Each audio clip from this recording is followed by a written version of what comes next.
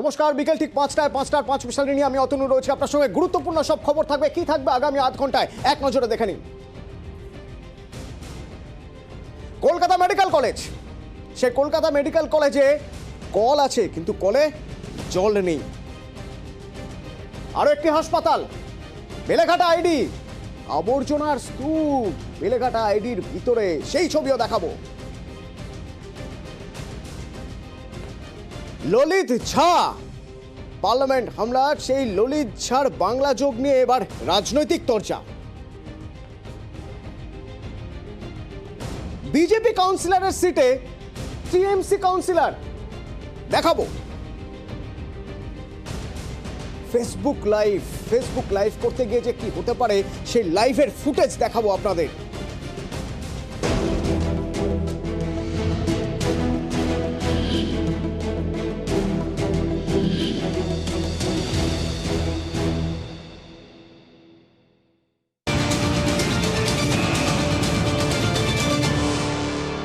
তবে প্রথমেই breaking news, এই মুহূর্তের ব্রেকিং নিউজ। উচ্চ মাধ্যমিকের এবারে সেমিস্টারে ফেল করলেও ফেল নয়। উচ্চ মাধ্যমিকের দুটি সেমিস্টারের পরীক্ষা হবে এবার। নতুন পদ্ধতি সংসদের। কি সেই পদ্ধতি যে পদ্ধতিতে ফেল করলেও ফেল নয়? সোমরাজ প্রতিনিধি আমার সঙ্গে সরাসরি রয়েছেন, বলতে পারবেন সোমরাজ?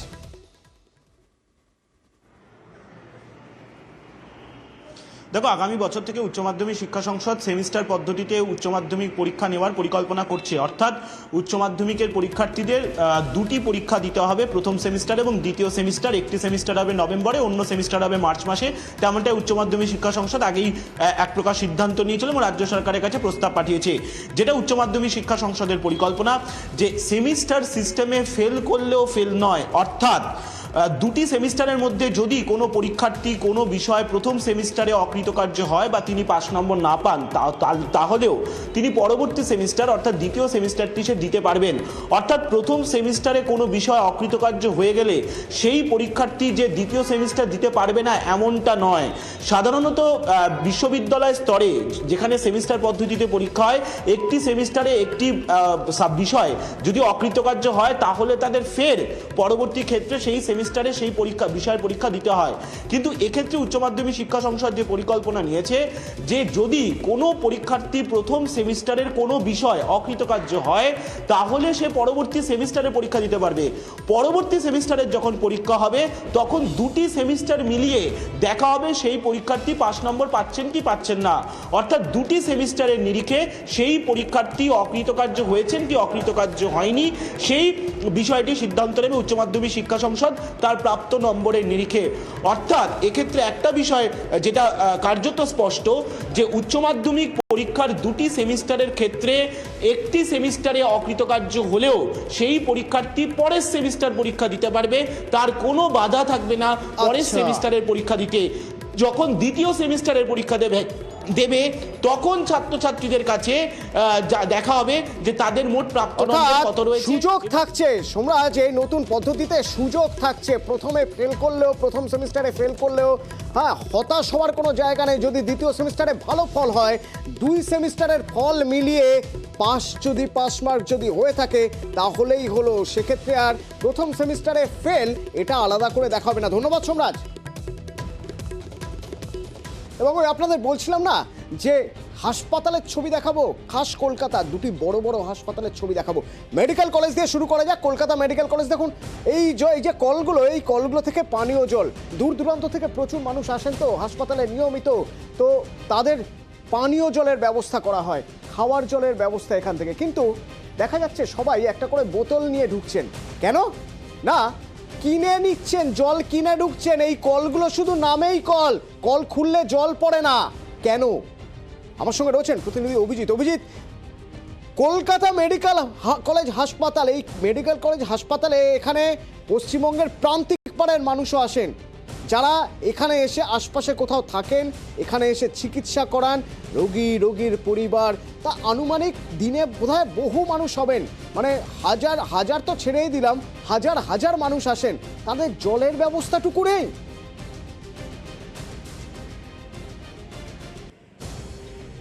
অতনু, হ্যাঁ এটাই বাস্তব। শহর কলকাতার একটা elite medical college, Kolkata medical college. আর সেই কলকাতা মেডিকেল কলেজ শতাব্দী প্রাচীন মেডিকেল কলেজ, সেখানে রাজ্যের দূর দূরান্ত থেকে মানুষ চিকিৎসার জন্য আসেন।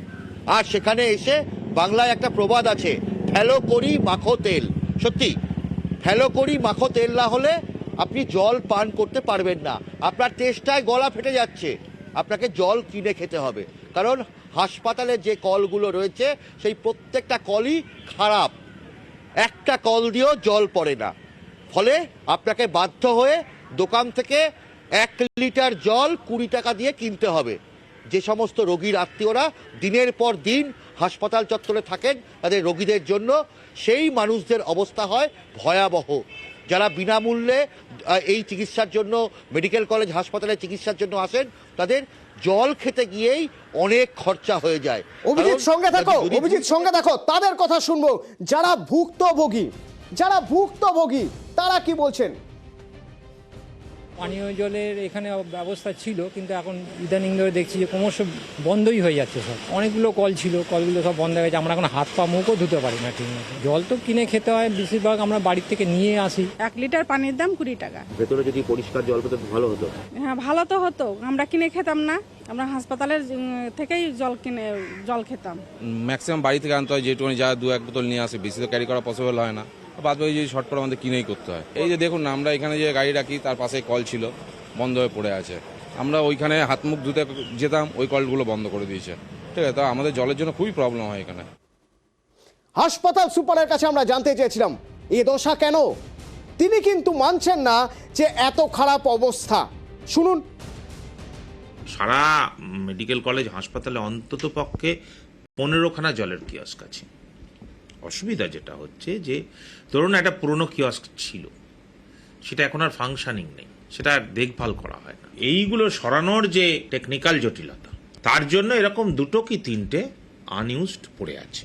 যেটা অসুবিধা হচ্ছে, জলের যে কিয়স্কগুলোতে আমরা রেগুলার প্রথম দিকে শুরু করা হয়েছিল পরিষ্কার করিয়ে দেবো, সেটা আমরা এখনো করে উঠতে পারিনি রেগুলার। ফলে একটু নন কেয়ার্ড হলেই শ্যাওলা জমে যাচ্ছে, ডিসকালার্ড হচ্ছে। বলছেন কিছু কিছু জায়গায় সমস্যা, বেশি জায়গায় নয়, অন্তত বেশিরভাগ মানুষ জল পাচ্ছেন। কিন্তু অভিজিৎ আমার সঙ্গে যখন ছিলেন, অভিজিৎ আমরা আজ 12টা থেকে এই খবর দেখাচ্ছি এবং আজ সকাল থেকে যতজন মানুষের সঙ্গে কথা হচ্ছে, যতজন রোগী বা রোগীর আত্মীয়দের সঙ্গে কথা হচ্ছে, অভিজিৎ তারা কি বলছেন? একমাত্র জরুরি বিভাগের সামনে ছাড়া আর কোনো কল থেকে জল পড়ছে?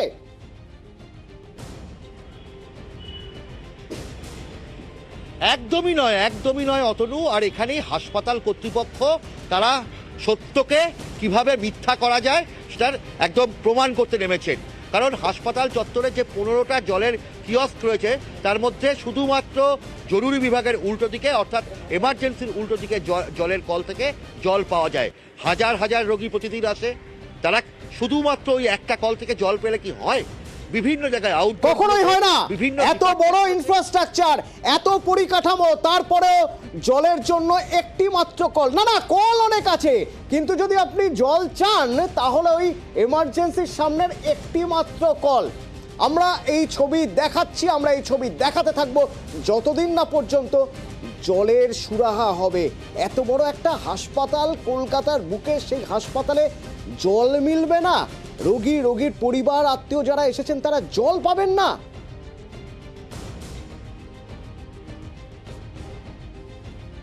আরো একটি হাসপাতালের ছবি আপনাদের দেখাবো বলেছিলাম না, বেলেঘাটা আইডি হাসপাতাল। বেলেঘাটা আইডি হাসপাতালের ছবি দেখুন ভালো করে। দেখে মনে হচ্ছে না তো, কিন্তু এটাই বাস্তব ছবি। দেখাবো বিরতির পর, সঙ্গে থাকুন।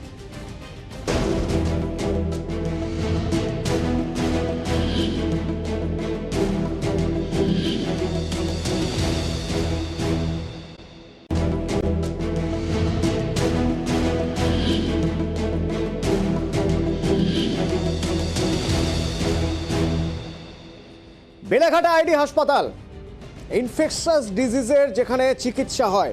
আচ্ছা, ইনফেকশন বা সংক্রমণ কি থেকে ছড়ায় বলুন তো? ইনফেকশন বা সংক্রমণ কোনো সংক্রামিত ব্যক্তির থেকে ছড়ায়। আর কি থেকে ছড়ায়?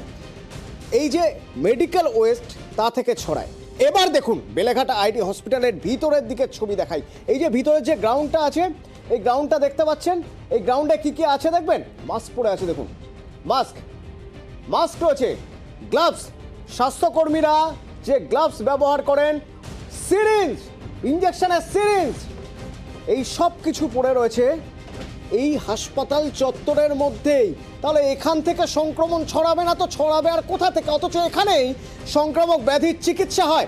ওঙ্কার প্রতিনিধি আমাদের সঙ্গে রয়েছেন, ঘুরে দেখলেন হাসপাতাল চত্বর। ওঙ্কার, কি দেখলে? একদমই, দেখো এটা কিন্তু রীতিমতন ভয়াবহ একটা চিত্র। কারণ এটি সংক্রমণ রোগে যারা শিকার হন তারা কিন্তু এই হাসপাতালে আসেন চিকিৎসা করাতে, এবং তাদের সঙ্গে যে আত্মীয় পরিজনরা আসছেন চিকিৎসা করানোর জন্য, তারা যখন এসে এখানে পৌঁছচ্ছেন, রোগীর তো চিকিৎসা হচ্ছে, কিন্তু সেখান থেকে রোগীর সঙ্গে যে আত্মীয় পরিজন এসছেন তারা কিন্তু এই ছবি দেখে রীতিমতন শঙ্কিত, ভীত। কারণ তারা যেটা বলছেন যে এইখান থেকে তারা নতুন করে কোনো সংক্রমণজনিত রোগ নিয়ে যাবেন না তো। কারণ হাসপাতালের ওয়ার্ডের নিচে যেভাবে পড়ে রয়েছে স্বাস্থ্যকর্মীদের ব্যবহৃত গ্লাভস, মাস্ক, ইঞ্জেকশনের সিরিঞ্জ, ক্যাথেটার, সমস্ত কিছু কিন্তু একেবারে খোলা জায়গায় পড়ে রয়েছে এবং তা ওয়ার্ডের ঘেঁষে একেবারে পড়ে রয়েছে। বিভিন্ন জায়গায় শেডের উপরে দেখা যাচ্ছে গ্লাভস গুলোকে পরে থাকতে। এই যে গ্লাভস গুলো পরে থাকতে দেখা যাচ্ছে, সেগুলো কিন্তু ভয়ানক সংক্রমণ হতে পারে এর থেকে, ভয়ানক সংক্রমণ হতে পারে। ওঙ্কার ঠিকই বলছিল, ভয়ানক সংক্রমণ হতে পারে। কিন্তু রোগীদের যাতে সুস্থ পরিষেবা দেওয়া যায়, তাদের যাতে সুনির্দিষ্টভাবে সুস্থ করে তোলার উপায় বার করা যায়, সেই সব কিছু দেখভাল করার জন্য এই ম্যানেজমেন্টের জন্য তো একটা রোগী কল্যাণ সমিতি আছে। সেই রোগী কল্যাণ সমিতির চেয়ারম্যানের সঙ্গে আমরা কথা বলেছিলাম, শুনুন। আইডি হসপিটালটা পরিষ্কারই রাখার চেষ্টা করেছি। যদি যাতায়াতের চোখে পড়ে বা একদম জনগণ যেখানে যায় সেখানে হয়, আমার মনে হয় সেরকম নেই। কোনো ব্যাক সাইডে কোনো জায়গা পড়ে থাকলে পড়ে থাকতে পারে, সেগুলো আমরা অবশ্যই দেখে নেব। আমি প্রত্যেক মাসেই মিটিং করি এবং নিজে হঠাৎ ভিজিটও করি। তাতে জনগণের যে ভাষণ, আইডি হসপিটাল হাসপাতাল তফাৎ হয়ে গেছে। আমি একটু দেখে নেব, কিন্তু এটা থাকা উচিত নয়। চেষ্টা করব সামনের সপ্তাহের মধ্যেই একদম ভিজিট করে প্রত্যেকটা পরিষ্কার করবো।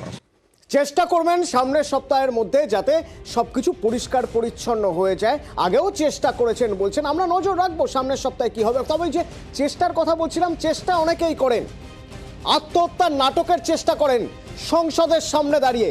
কারা জানেন? যারা সেদিন সংসদের ভিতরে ঢুকেছিলেন, তাদের জেরা করে এরকম তথ্য পাওয়া যাচ্ছে। আর কি কি আপডেট আসছে জানবো। রাজীব প্রতিনিধি আমার সঙ্গে সরাসরি রয়েছেন, রাজীবের সঙ্গে কথা বলবো। রাজীব, আত্মহত্যার চেষ্টা, কিরকম ভাবে আত্মহত্যার চেষ্টা বা আত্মহত্যার নাটক করতে চাইছিলেন তারা?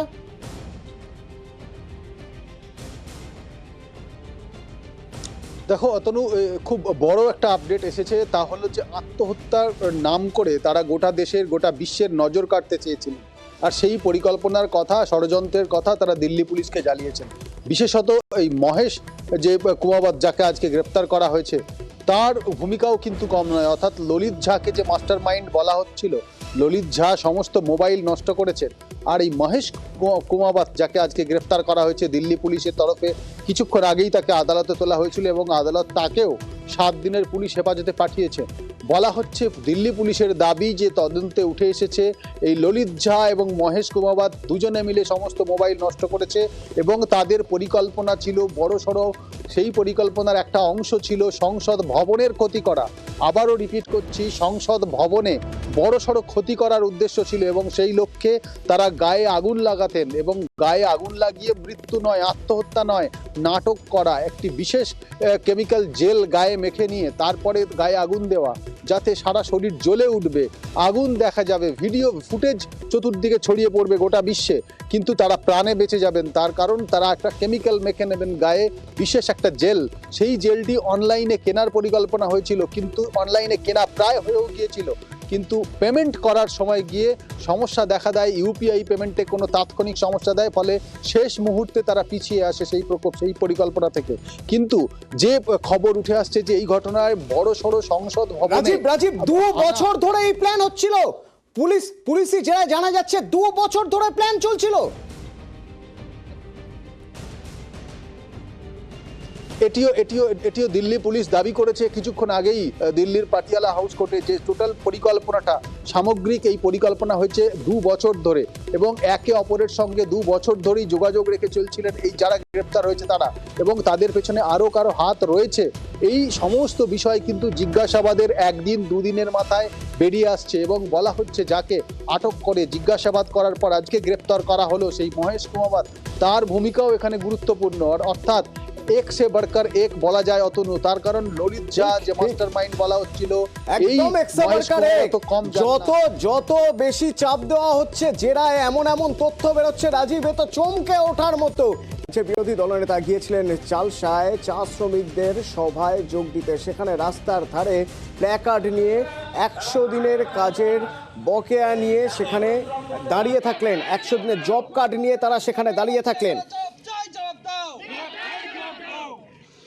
রাস্তায় দেখলাম 30 জন চোর দাঁড়িয়ে আছে, তারা সব তোলামূলের লোক, দড়ি দিয়ে পুলিশ তাদের সুন্দর করে ঘিরে রেখেছে, আর তারা হাতে লিখে রেখেছে 100 দিনের টাকা চাই। 100 দিনের টাকা আমরা দেব, গিরিরাজ সিংজি দেবে, আমরা প্রস্তুত আছি দেওয়ার জন্য। কবে দেব? দেওয়ার আগে যখন চোরেরা জেলে যাবে।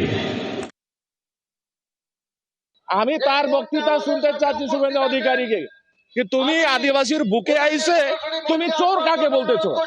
তাহলে আদিবাসীদেরকে চোর বলতেছে শুভেন্দু অধিকারী? আদিবাসীরা 100 দিনের জব কাজের টাকা খায়নি, না রাজেশ লাকড়া খেয়েছে। আমরা শুভেন্দ্র অধিকারীকে প্রতিবাদ স্বরূপে লাগাইছি, শুভেন্দ্র অধিকারী বুঝাই দিতে চাচ্ছি কি তুমি চা বাগানে বুকে এসে আদিবাসীদের বুকে এসে তুমি আদিবাসীদেরকে 100 দিনের মানে টাকার চোর যে অভিযোগ করছো, সেটা কিন্তু আদিবাসী সম্প্রদায়ের অপমান, আর এই অপমানের প্রতিশোধ আমরা আদিবাসী সম্প্রদায়ের কিন্তু আমরা বদলা এরা নিবই। ফেসবুক লাইভ মানে ফান, কিন্তু ফান যে কখন প্রাণ নিয়ে নেয় টেরও পাবেন না যদি সাবধান না হন। একে তো হেলমেট না পরে বাইক চালাচ্ছেন, তার উপর ফেসবুক লাইভ করছেন, বাইক চালাতে চালাতে নদিয়ার তেহট্টে কি হলো দেখুন। ফেসবুক লাইভের ওই ফুটেজ থেকেই দেখা গেল কি অঘটন ঘটে গেল। দ্রুত গতিতে আসছিল বাইক, এবং বাইকের পিছনে একজন ফেসবুক লাইভ করছেন, একটা গাড়ি বাসকে যখন পাশ কাটিয়ে যাচ্ছেন উল্টো দিক থেকে সাইকেল চলে এসেছে, খেয়াল করেননি, এবং সাইকেলে ধাক্কা, ঘটনাস্থলে একজনের মৃত্যু, 2 জন আহত।